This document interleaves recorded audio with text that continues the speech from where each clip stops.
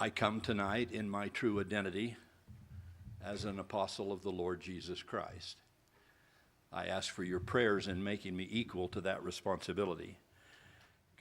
Of our commitment to seek learning generally, Elder Maxwell said, there is as much vastness in the theology of the restoration as in the stretching universe. There is space there for the full intellectual stretching of any serious disciple. There is room enough and to spare for all the behavioral development one is willing to undertake. But in the search for truth, not all truths are of equal importance.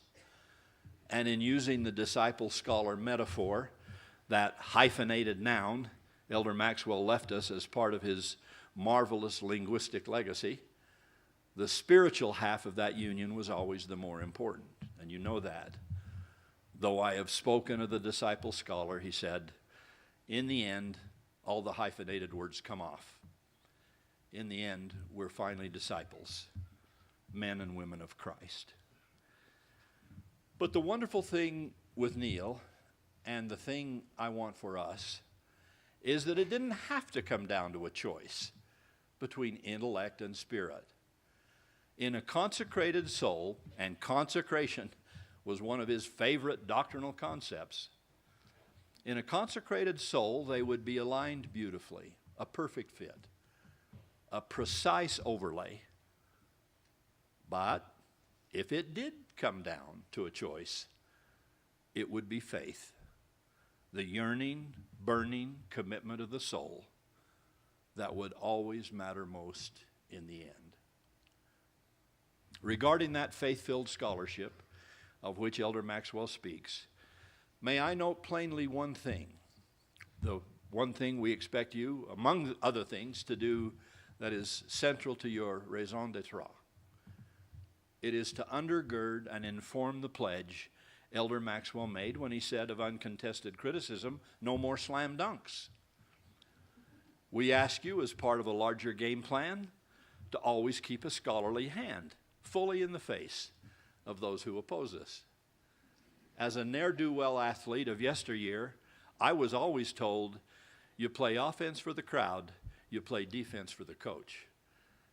Your coaches will be very happy to have you play both superbly well. Of necessity, we will often be a peculiar people in the academy as well as in other arenas of life. In the spirit of full disclosure, you should know that initially I was against any proposal to do at BYU what was called Mormon studies elsewhere, because I knew what Mormon studies elsewhere generally meant in the public eye.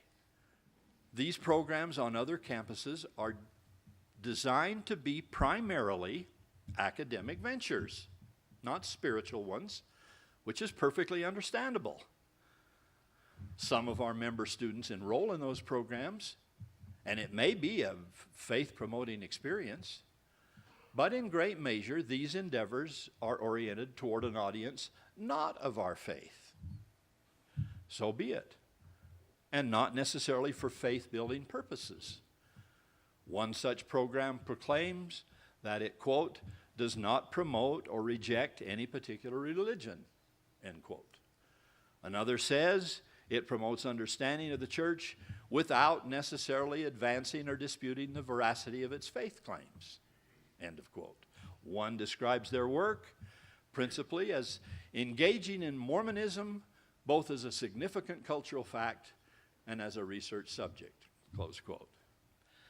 They are, for the most part, a way for other people to look at us, making no particular call upon one's belief and having no particular covenantal consequence after the course is over or the essay is written or the seminar has ended. I understand all of that. These programs may indeed, yes, provide a thoughtful consideration of the restoration's distinctive culture and convictions. Yes, it may offer the richness and intellectual substance and relevance to other religious traditions and its people's historic resilience. these do have value and undoubtedly lift the church out of the dismissed, unexamined space to which it has been relegated by so many for so long. Perhaps that is enough elsewhere, and we should leave it at that. But I would be the first to oppose such an effort on this campus if all it meant was a thoughtful exploration of our religion's richness, or its intellectual substance, or its historic resilience. That would be what your review team called a secular premise which Latter-day Saints will find philosophically troubling. Certainly, your trustees would find it troubling. Friends, what we're asking you to do is difficult. It is demanding. It is among the stiffest challenges we could give you. We know you can't be credible in every circle if you're seen as lacking scholarly substance and categorically defensive all the time. But neither can you afford to ever be perceived as failing to serve the larger faith-oriented purposes of this church. All we can ask is that you pray and fast and strive and sweat to find your way through.